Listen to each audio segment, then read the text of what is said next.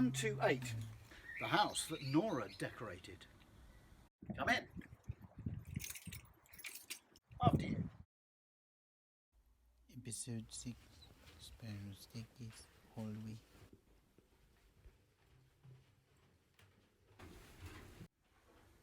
The door to the avocado bathroom is painted, of course, in avocado, half and half, lotus and white. The door to the front room, the blue bedroom, is painted blue, with a hint of grey. The door to the airing cupboard is true terracotta. The door to the master bedroom is in Parthenon. And the door to the small back bedroom is, as previously discussed, painted in peppercorn and on a bifold door too. That's handy. 5 different colours on 5 different doors.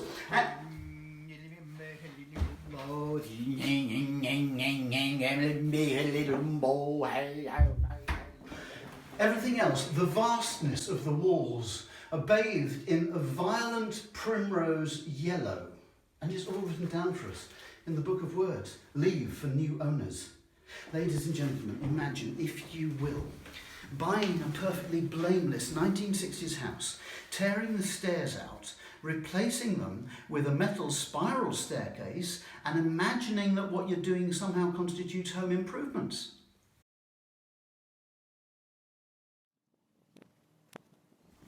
Whee! Actually, I really like the spiral staircase.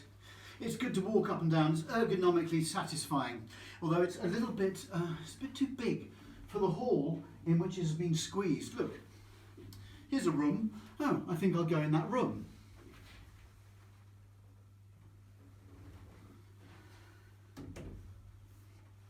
By the late 1980s, my mum was alone here. Cliff has buggered off to the Bahamas, and my mum is here with her grief and Cliff's dog to pay the bills with.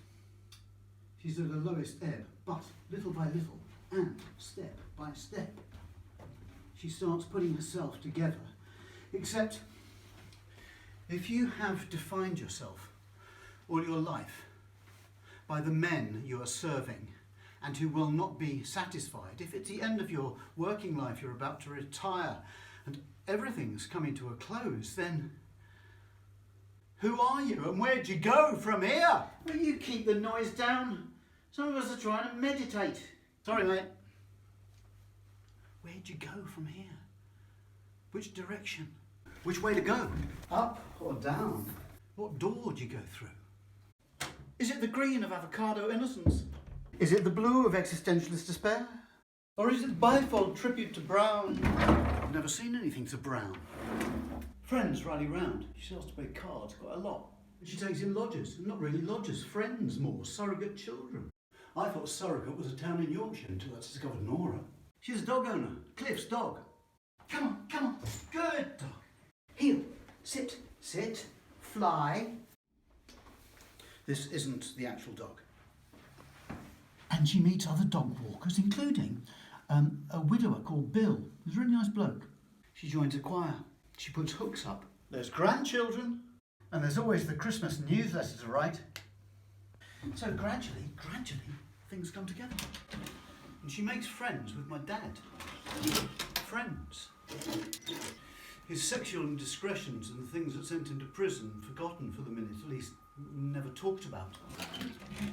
My dad likes walking the dog, and he's good company. And they get together and they play cards and, yeah.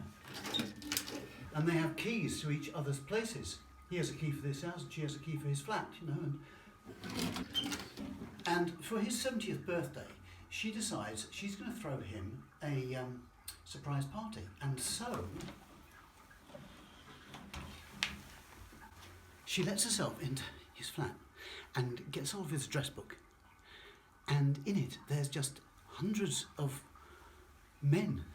Single words. John, phone number. Derek, phone number. And towns. Eric, Nottingham, phone number. All that. Hundreds of them. From my dad's days as a rep. It says here in the Christmas newsletter of 1989, In April, my divorce with Cliff was finalised and the house remortgaged in my name. She's suddenly very hard up for money. She's got to pay a mortgage, so now the lodgers become a necessity. The teaching of piano pupils becomes a necessity. So she tries to save money in whatever way she can. And one of the ways is to cancel Cliff's life insurance, which is to do with the mortgage. So she does that, and a month later, he dies. I was strangely unmoved by Cliff's death. I suffered enough grief 4 years ago when he left. Yeah, do you remember those little hooks here? These little coat hooks. They're children's height, grandchildren, and piano pupils, some of them tiny, not even grade 1. Here's a middle C, here's a middle C. The light starts coming back into the house, and there's music in that room.